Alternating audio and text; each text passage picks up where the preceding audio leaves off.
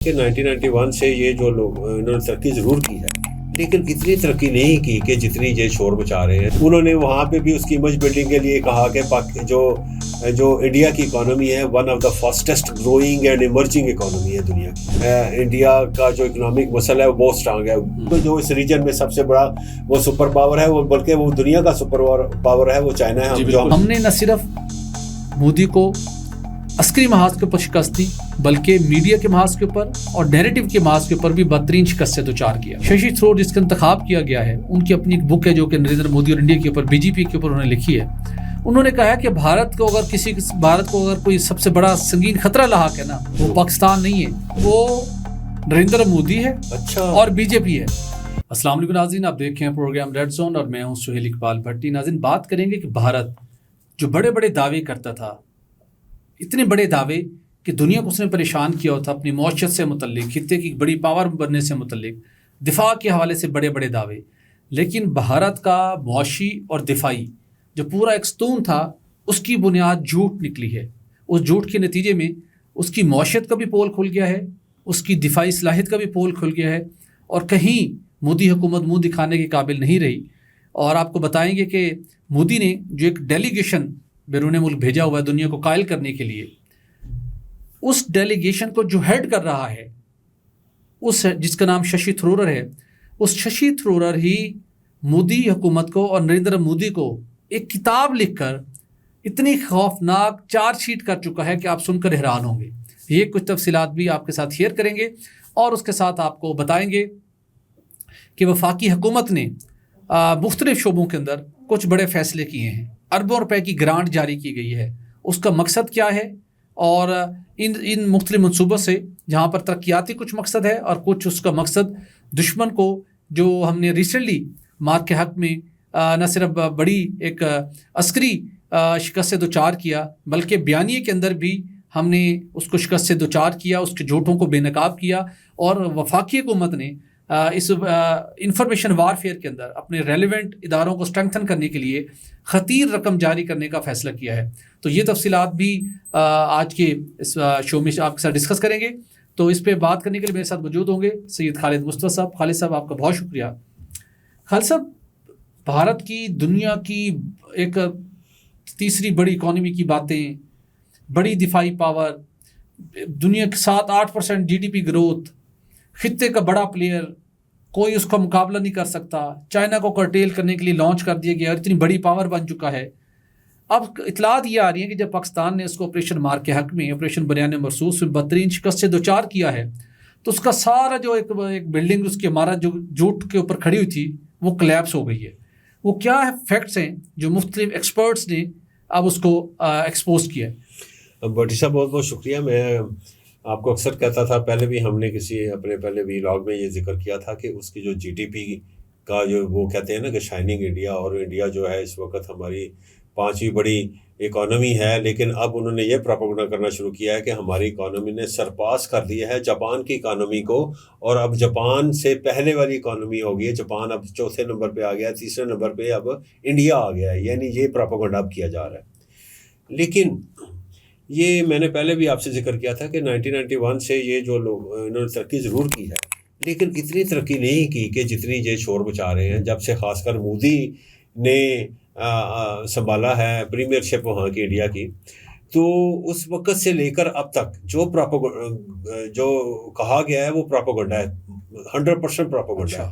اس کی مین وجہ یہ ہے کہ جب آپ کہتے ہیں کہ جی ہماری جو ہے $4 ٹریلین کی اکانومی ہے, اس کا سائز ہے, تو پھر آپ کے ہاں وہ انفراسٹرکچر کیوں نہیں نظر آتا جو آپ کو جاپان میں نظر آتا ہے. ٹھیک ہے. پھر آپ کے جو لوگ ہیں وہ آپ کے لوگ باہر کیوں جاتے ہیں کمانے کے لیے؟ کبھی جاپان کے لوگوں کو بھی دیکھا ہے کماتے ہوئے باہر. وہ کہیں ریسرچ اینڈ ڈیولپمنٹ کے حوالے سے نہ گئے ہوں, کوئی ان کے ملک نے ان کی اسائنمنٹ نہ لگائی ہو تو باہر ضرور جاتے ہیں, یا پڑھنے لکھنے کے لیے ضرور جاتے ہوں گے, یا پھر وزٹ کرنے کے لیے یا یعنی ٹورزم کے حوالے سے جاتے ہوں گے. لیکن یہ نہیں ہے کہ وہ اکنامک گینز کے لیے جیسے جو 3rd ورلڈ کنٹریز ہیں وہ اپنے ان کے لوگ جاتے ہیں باہر اور وہ ریمیٹنسز بھیجتے ہیں. بالکل. تو آپ کے لوگ کیوں جاتے ہیں باہر اور ریمیٹنسز بھیج رہے ہیں؟ اس کا مطلب یہ ہے کہ آپ کی جو اکانومی کی جو مین جو انڈیکیٹرز ہیں وہ فجڈ ہیں. اور یہ میں پہلے بھی کہا کرتا تھا کہ یہ فاسٹ ہے. لیکن میں آپ کو بتاؤں, میں نے ابھی حال ہی میں ایک اکانومسٹ ہیں اور یہ وزٹنگ پروفیسر ہیں پرنسٹن یونیورسٹی میں, یہ انڈین ہیں اور یہ ان کا نام ہے اشوکا موڈی. ٹھیک ہے. اشوکا موڈی نے یہ کہا کہ آپ, یہ ذکر ہے 2023-24 کا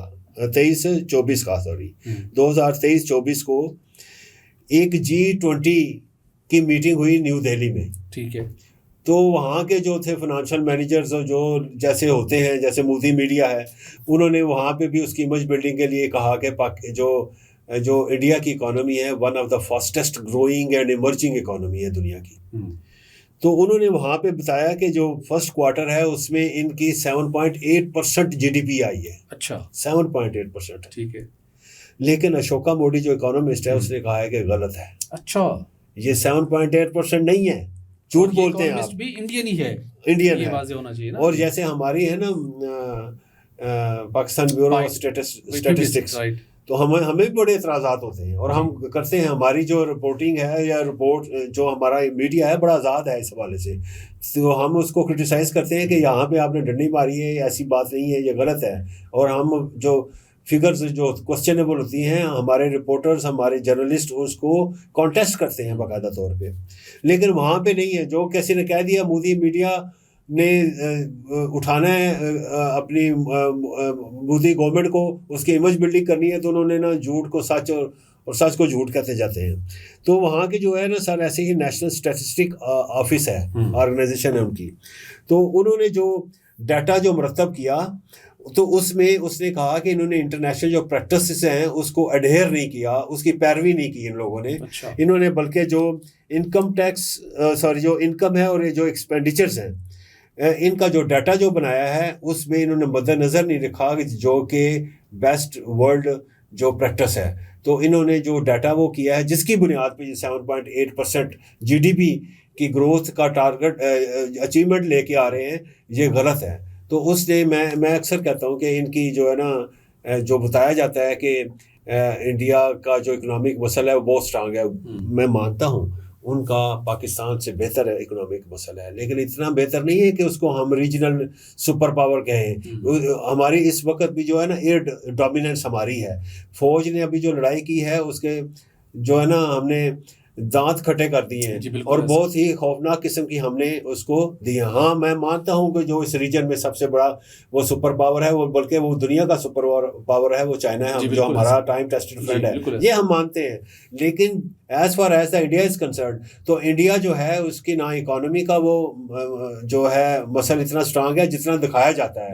اور میں یہاں کے بھی میڈیا پرسنس کو کہوں گا کہ آپ ذرا تحقیق کریں کہ ایسا ملک جس کی GDP جو ہے 7 سے 8% پچھلے 2-3 ڈیکڈ سے چل رہی ہو, تو اس کے ہاں وہ انفراسٹرکچر کیوں نہیں ملتا جو جاپان کا انفراسٹرکچر ہے. وہاں کے لوگ کیوں باہر جاتے ہیں مزدوری کرنے کے لیے, باہر کمانے کے لیے؟ اس کا مطلب ہے کہ وہاں پہ گروتھ نہیں ہو رہی, اور یہ بہت بڑا جھوٹ ہے. وہاں پہ بدترین بھوک کیوں ہے, وہاں پہ بدترین کنڈیشنز کیوں ہیں؟ بالکل, آپ جا کے دیکھ سکتے ہیں. یہ جو ہے نا آپ نیکڈ آئی سے آپ کو ہر چیز نظر آ جائے گی وہاں پہ کہ پاورٹی کا لیول کتنا ہے. تو میں سمجھتا ہوں کہ یہ ایک انڈیا والوں سے بھی میں کہوں گا, آپ ہمارے میڈیا کو بہت زیادہ ڈسکس کرتے ہیں, ہم ویلکم کرتے ہیں آپ کے کرٹیسزم کو, لیکن میں یہ چاہوں گا اور بھٹی صاحب بھی یہ چاہیں گے کہ ذرا آپ بھی جو ہے نا آپ کو ری ایگزامن کریں کہ جو ہم دعوے کرتے ہیں اس میں کتنا ٹروتھ ہوتا ہے. کوئی ٹروتھ نہیں ہوتا, سچائی بالکل دور دور تک نہیں ہوتی. سب جو ہے نا آپ کی جو یہ فاؤنڈیشن جو بنائی ہوئی ہے, یہ ساری کی ساری جو ہے نا یہ ایک کمزور ترین فاؤنڈیشن ہے اور یہ جھوٹ پہ مبنی ہے ساری کی ساری. یہی میں بتانا چاہ رہا تھا. بالکل ٹھیک. میں توقع کرتا ہوں خالد مصطفیٰ صاحب نے اتنی ڈیٹیل ریسرچ کے ساتھ اور انڈینز ایکسپرٹس کو کوٹ کرتے ہوئے جو حقائق منظر عام پر لائے ہیں, گودی میڈیا اور انڈین عوام وہ بھی ان کو سنیں گے, اپنے مائنڈ کو اپلائی کریں گے, اور پھر جو پورے خطے کا امن کو تباہ کرنے پر تلا ہوا ہے, جو بھارت کی جو رہی سہی اس کی ساکھ ہے اس کو تباہ کرنے پر تلا ہوا ہے, جو بھارت کی جو معیشت ہے اس کو تباہ کرنے پر تلا ہوا ہے, نریندر مودی اس سے کویسچن کریں گے. آنے والے دنوں جو میں انتخابات ہو رہے ہیں, جہاں پہ روڈ شوز ہو رہے ہیں, ان الیکشنز کے ذریعے سے مودی کو جواب دیں جو اس پورے خطے کا اور بھارتیوں کا اصل دشمن بن چکا ہے, اپنی معیشت کا دشمن بن چکا ہے. ان فیکٹس کو جان کر جئیں. تو خالد صاحب آگے بڑھتے ہیں، اور وفاقی حکومت جو کہ آج کل بہت بولڈ فیصلے کر رہی ہے، بڑے بڑے اہم امور سے متعلق فیصلہ سازی ہو رہی ہے، بالخصوص جب سے مارکہ حق آپریشن بنیاد مرصوص میں ہمارے افواج پاکستان نے ایک عظیم الشان کامیابی حاصل کی ہے، عوام ان کے شانہ بشانہ تھے، تو وفاقی حکومت بھی پھولے نہیں سماتی، ظاہر ہے ایک بڑا انہوں نے ان کو کامیابی ملی، اللہ نے بڑی عزت دی ہے۔ تو اب ہر اس جگہ کے اوپر جہاں سے ملک کی معاشی صورتحال بہتر ہو، جہاں ملک کے خلاف جو بیانیہ بنایا جاتا ہے اس کو کاؤنٹر کیا جا سکے، چونکہ 5th جنریشن وار کی بات کی جاتی ہے، انفارمیشن وارفیئر ہے، تو ہم نے نہ صرف مودی کو عسکری محاذ کے اوپر شکست دی، بلکہ میڈیا کے محاذ کے اوپر اور نیریٹو کے محاذ کے اوپر بھی بدترین شکست سے دوچار کیا۔ بالکل، اگرچہ کہ مودی کے خلاف تو بھی بہت سے ہم اور بھی اقدامات کر رہے ہیں، جس میں ابھی ہمارا بلاول بھٹو کی سربراہی میں وفد پہنچ چکا ہے، امریکہ میں ہے، اس سے پہلے ششی تھرور بھی ایک بڑا ڈیلیگیشن لے کے پہنچے ہوئے ہیں، اور حیران کن طور کے اوپر ششی تھرور جس کا انتخاب کیا گیا ہے، ان کی اپنی ایک بک ہے جو کہ نریندر مودی اور انڈیا کے اوپر BJP کے اوپر انہوں نے لکھی ہے۔ انہوں نے کہا کہ بھارت کو اگر کوئی سب سے بڑا سنگین خطرہ لاحق ہے نا، وہ پاکستان نہیں ہے، اچھا، وہ کوئی اور نہیں ہے، وہ کوئی چائنا نہیں ہے، وہ امریکہ نہیں ہے، اچھا، وہ سعودی عرب ایران نہیں ہے، بلکہ وہ نریندر مودی ہے، اچھا، اور BJP ہے۔ تو اس کا مطلب یہ ہے کہ ان کو تو پھر جو باہر وہ گئے ہیں تو وہ تو پاکستان کے ظاہر خلاف وہ ایک نیریٹو بلڈ کرنے کے لیے گئے ہیں، ان کو تو چاہیے تھا کہ جو ان کی انر فیلنگز ہیں اس کے مطابق وہاں پہ جا کے جو RSS ہے اور جو مودی گورنمنٹ ہے اس کے خلاف BJP کے جو ایجنڈا ہے اس کے خلاف جا کے کئی کتابوں کے مصنف ہیں، اور روف کلاسا صاحب نے اس فیکٹس کو ہائی لائٹ کیا کہ یہ انڈیا کے اندر کتنی کتابیں لکھنے اور پڑھنے والی اہم شخصیت تصور کی جاتی ہیں۔ ان کے لیے شاکنگ سرپرائز تھا کہ وہ کہتے ہیں کہ میں یہ ریاست بھارت کا ایک مجھے ٹاسک ملا تو میں اس کو ایگزیکیوٹ کرنے جا رہا ہوں۔ بھائی جس نے ٹاسک دیا ہے اس کو تو خود آپ اپنے مطالعے، اپنے تجزیے اور اپنی تحقیق کی روشنی میں اس کو چارج شیٹ کر چکے ہیں۔ وہ یہ بھی بات ہے، اور ایک یہ بھی بات ہے کہ وہ اپنے ڈسپلن میں نہیں ہے، اپنی پارٹی کے ڈسپلن میں نہیں ہے ششی تھرور۔ راہل گاندھی نے ان کو منع کیا ہے، اور راہل گاندھی کا سٹانس جو ہے بڑا کلیئر ہے، وہ بار بار یہ کوشچن پوچھتا ہے، یہ بتاؤ کہ کتنے طیارے گرے، جو کہ یہ چھپاتے رہے ہیں۔ آخرکار ان کا جو ہے جو آرمی آفیسر ہے، جو ان کا سب سے بڑا آرمی آفیسر ہے، اس نے پھر جا کے بتایا کہ جی گرے ہیں، نقصان ہوا ہے، لیکن گرنے کو چھوڑیں کہ وہ کتنے گرے ہیں، بس ہم یہ دیکھ رہے ہیں کہ کیسے گرے ہیں، یہ ہم دیکھ رہے ہیں، اور ہم سے کوئی ٹیکٹیکل جو ہے نا وہ فالٹ ہوا ہے ہماری طرف سے، تو ہم اس کو ریویو کر رہے ہیں، ایگزامن کر رہے ہیں۔ بھائی مان تو رہے ہو نا تم۔ اب وہ جس ششی تھرور اس حکومت کی جو ہے وہ نمائندگی کر رہا ہے، جس کو اس کا لیڈر جو ہے راہل گاندھی چیلنج کر رہا ہے وطن، اپنے وطن میں بیٹھ کے۔ مجھے تو ششی تھرور کی جو ہے نا سمجھدانی پہ جو ہے نا بڑی، کس کو کہتے ہیں جی اسی کو کہتے ہیں۔